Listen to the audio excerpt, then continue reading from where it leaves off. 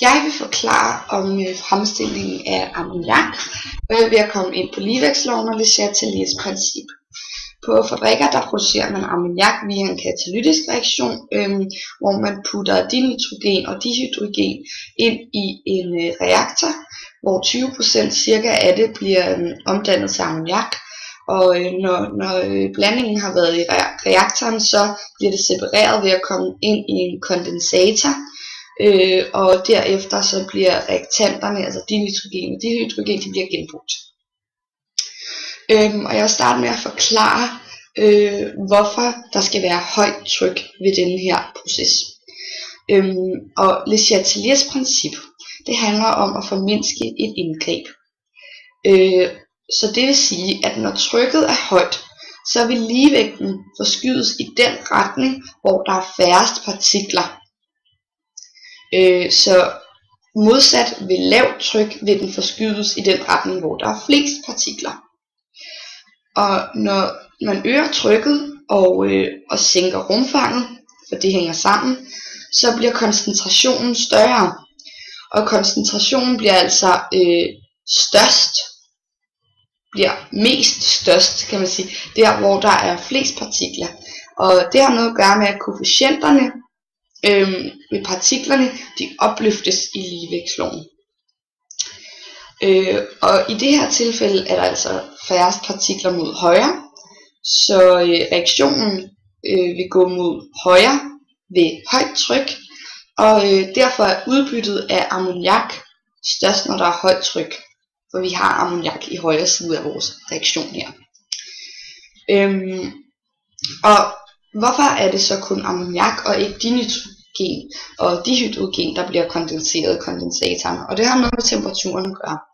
Fordi temperaturen i kondensatoren, den bliver nødt til at være under ammoniaks kogepunkt, men det skal være over reaktanternes kogepunkt. Det gør nemlig, at reaktanterne de forbliver i gasform, og produktet, altså ammoniak, det bliver til væske, og på den måde kan man separere det.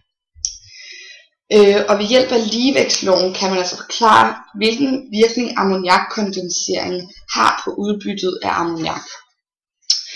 Fordi da man skal udlade stoffer, der er fast form eller væske ved opskrivningen af ligevægtsloven, vil ammoniakkondenseringen i det her tilfælde ikke være en del af ligevægtsloven, fordi at ammoniak altså nu er liquid.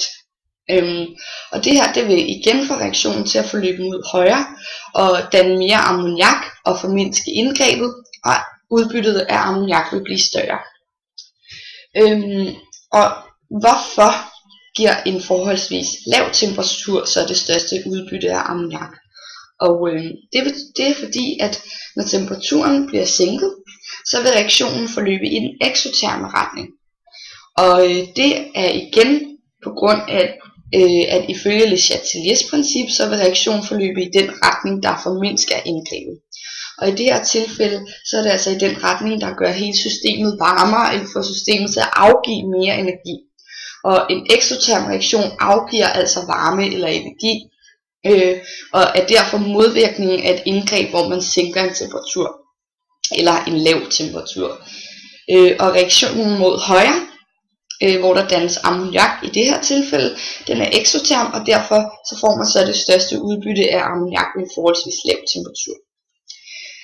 Og hvorfor er det så vigtigt at bruge en katalysator i forbindelse med ammoniakforskningen? Og det er det vel, fordi at en katalysator hjælper til, at en reaktion forløber hurtigere, og samtidig bruger mindre energi, eller ikke har brug for lige så meget energi i hvert fald. Det er vigtigt her, fordi at temperaturerne er forholdsvis lave, og der skal være energi nok til, at partiklerne kan støde sammen med en stor kinetisk energi, så de reagerer med hinanden. For det gør de altså bedst, når der er varme og meget energi, og derfor tilsætter man en katalysator, fordi der er jo forholdsvis koldt i det her system. Derfor tilsætter man en katalysator i det her tilfælde. Tak.